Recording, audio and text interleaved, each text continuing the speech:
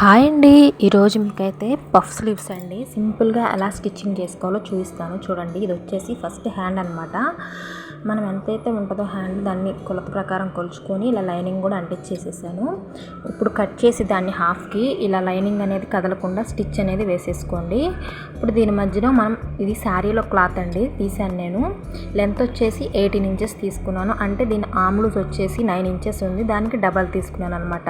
మీరు స్టిచ్చింగ్ చేసే బ్లౌజ్ యొక్క ఆర్మ్ లూజ్ ఎంతైతే ఉంటుందో, ఆర్మ్ లూజ్ అంటే చంక లూజ్ అండి, దాన్ని డబల్ అయితే తీసేసుకోండి.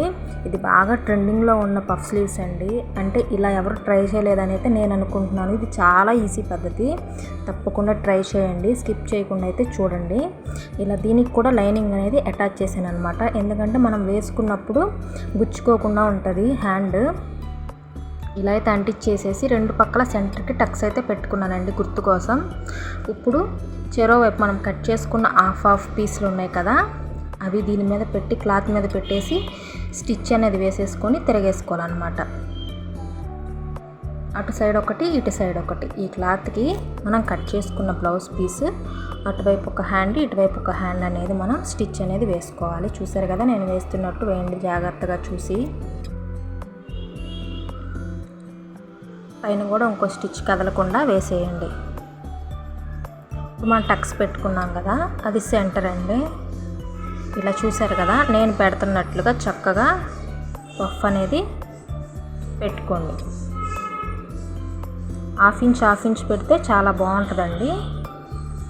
చూడండి, ఫస్ట్ ఒక సైడ్ పెట్టేసుకొని తర్వాత రెండో సైడ్ కూడా సేమ్ ఫస్ట్ ఎలా అయితే పెట్టామో అలా అయితే పెట్టేసేయండి.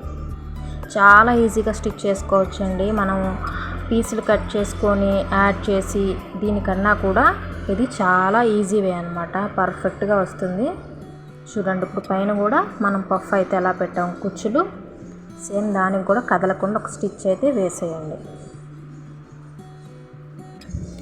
చూసారు కదా, చాలా ఈజీ అనమాట. ఇప్పుడు దీని సెంటర్కి ఒక మార్క్ చేసేసుకొని కింద లైనింగ్ పెట్టేసేయండి.